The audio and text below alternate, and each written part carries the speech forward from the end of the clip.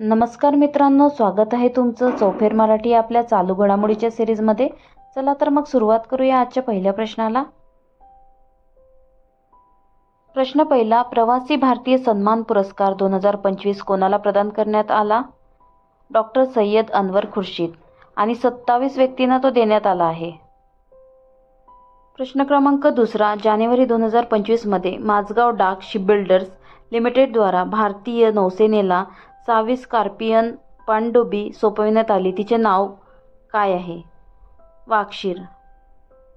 प्रश्न क्रमांक तिसरा, कोणत्या मंत्रालयाने रस्ते अपघातग्रस्तांसाठी कॅशलेस उपचार योजना सुरू केली? रस्ते वाहतूक आणि महामार्ग मंत्रालय। प्रश्न क्रमांक 4, कोणत्या मंत्रालयाने सशक्त बेटी आणि ई-दृष्टी उपक्रम सुरू केला? शिक्षण मंत्रालयाने ई-दृष्टी आणि सशक्त बेटी उपक्रम सुरू केला। प्रश्न क्रमांक 5, स्विगीने 15 मिनिट डिलिव्हरी ॲप लॉन्च केले, स्नॅक ॲप। प्रश्न क्रमांक 6, कोणते medical college and research institute दक्षिण भारतातील पहिली संसर्गजन्य रोग संशोधन प्रयोगशाळा स्थापन करणार आहे? Bengaluru medical college and research institute. प्रश्न क्रमांक 7, कोण लेबनॉनचे 9वे अध्यक्ष म्हणून निवडले गेले?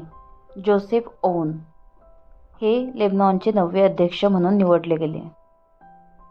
प्रश्न क्रमांक 8, खो खो विश्वचषक 2025 मध्ये भारतीय पुरुष संघाचे नेतृत्व कोण करत आहे? प्रतीक वायकर हे खो खो विश्वचषक 2025 मध्ये भारतीय पुरुष संघाचे नेतृत्व करत आहे। प्रश्न क्रमांक 9, बिग डेटा आणि डेटा सायन्सच्या संदर्भात जानेवारी 2025 मध्ये भारत कोणामध्ये सामील झाला आहे? अधिकृत आकडेवारीसाठी बिग डेटा आणि डेटा सायन्सवरील तज्ज्ञांची संयुक्त राष्ट्राची समिती। प्रश्न क्रमांक 10, राष्ट्रीय युवा दिन म्हणून कोणता दिवस साजरा करण्यात येतो?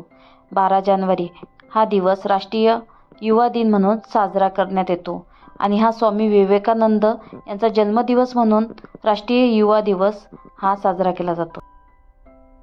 प्रश्न क्रमांक 11, भारताची स्पेस डॉकिंग यशस्वी झाल्यास स्पेस डॉकिंग करणारा भारत हा कितवा देश ठरणार आहे?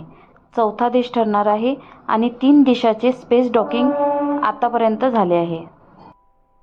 प्रश्न क्रमांक 12, कोची जलमेट्रोच्या यशानंतर पर्यावरणपूरक या नव्या जलवाहतूक मॉडेलची अंमलबजावणी देशभरात किती ठिकाणी करण्यात येणार आहे?